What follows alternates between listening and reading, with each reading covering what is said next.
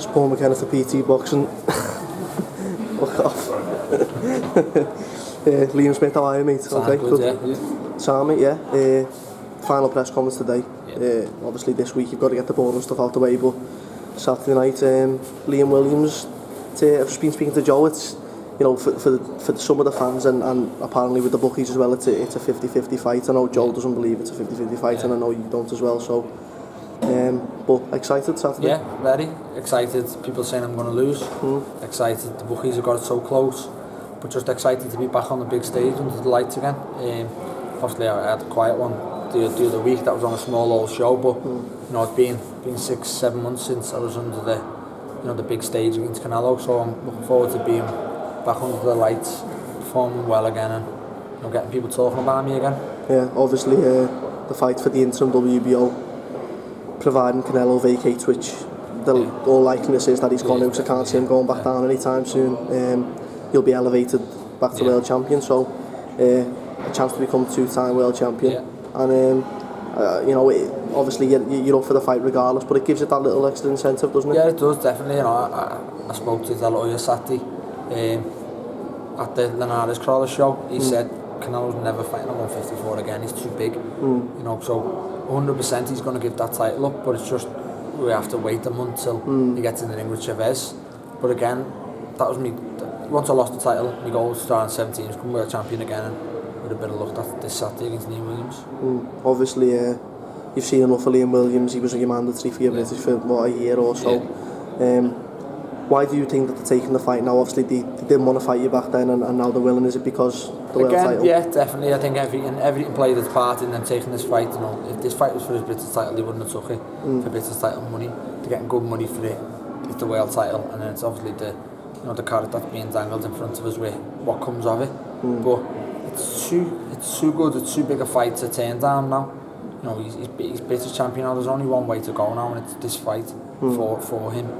You know what I mean? So it's again, the fight's again. It's one I'm looking forward to. I can't wait for it, to be honest with you. Do you think that maybe that they're looking into the CANELO performance a bit too much? Or I was asking Joe, he thinks that it's not as naive to do so, and he's been watching you ringside for more or less all Yeah, the he's worked for, you know, he's done his work for Box Nation. He's worked on me enough times now, and if he just concentrates on that CANELO fight and thinks that was anything near my best, then more fool him. But I think with him being a fighter, and now he's a coach, I do rate him as a coach, to be honest with you.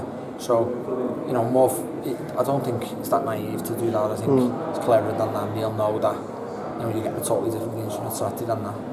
Obviously, me knowing what you're like and being a fighting man, I know losing to CANELO, regardless of whether it's CANELO, he's one of the best in the world, was a devastating night for yourself. But ultimately looking back on it now and looking at the things that you took from it, and the fact that you did only have 12-18 rounds sparring and the injury and whatnot going into the fight, looking back on it now and having time to reflect, does it only you can pick things from it and obviously bring them forward in future? Yeah, because now we're back in the ring, I've had to look back and pick, take the positives forward. Obviously worked on the negatives, but and then obviously the things that went wrong haven't gone wrong this time for me. I've had a good count, sparred.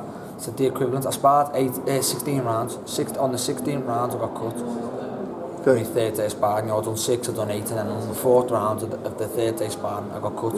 So that works out 16 rounds sparring. I've done over 120 for this. That's the equivalent to what I missed last time. So that just... For people that know boxing as well, they'll realise how much of a difference. Yeah, and again, I was in very good shape. I got stopped last time.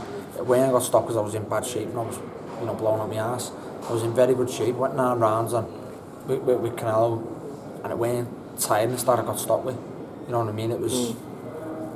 I was happy with the shape I was in, but obviously I knew my time and went there, and against a good fighter, you're always going to pay for that. Yeah, because it was like you were getting him in the positions that you wanted to, and then it just...